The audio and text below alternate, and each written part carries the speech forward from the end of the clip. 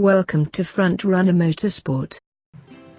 Well, it's Monday evening and I've just got around to watching the Hungarian Grand Prix. It's very late. I know I've been doing roundups and reviews on Sunday night or Monday morning or Monday afternoon.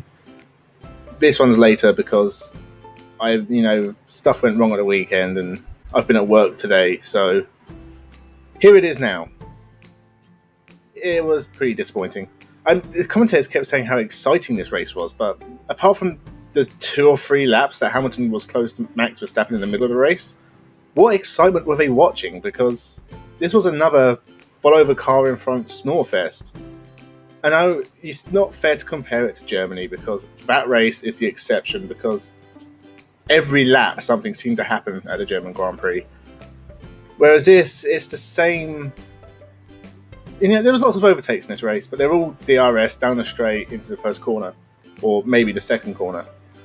But there's no wheel-by-wheel action except twice when the cars run off ride and they took the place. But twice in a 70-lap race isn't very many times. It's snorefest. It's the only way I can describe this one. Snorefest. I don't understand what the commentators were talking about. Watching Hamilton close on Verstappen is just disappointing for the championship, because Hamilton now has an unassailable lead, realistically.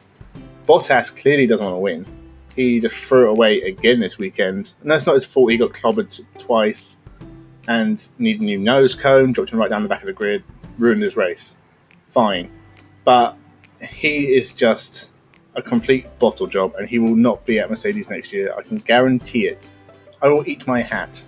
I'll have to buy a hat and then eat it. But Ocon will be driving for Mercedes next year. Other than that, Sainz had another great race. 5th for the second race in a row. McLaren seemed to have made substantial ground on the midfield. Scoring points regularly now. Carlos Sainz looks like the real deal for them as well. Who knows? Next year, maybe they can be on the back of the Ferraris or Red Bulls. I don't see it really happening, but they are definitely the best of the rest at the moment. With Renault and Racing Point are just nowhere. Just unable to score points, and it's the Alfa Romeo of Raikkonen and the Toro Rossos sneaking in the points normally. So good for them. Raikkonen's having a great season. He is so... you expect him to be there now, because he is always in the midfield, in the points, doing the business. That's what you expect from the veteran, I suppose, but great season for him. Lando Norris impressed again, great qualifying run. Sort of dropped back during the race, couldn't keep up with Sainz, but still a good performance. Going back up the field actually quickly, the Ferraris were just nowhere again today. Their season's pretty much over. I don't see them catching Verstappen in the championship. Maybe Bottas if he keeps crashing out of races.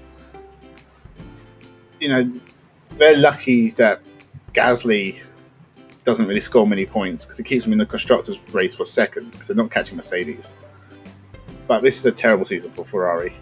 And Gasly, who again, he qualified okay, but he dropped back at the start and he's just got to fight his way through the field. And rather than supporting his teammate, he's 6th behind Sainz and the McLaren.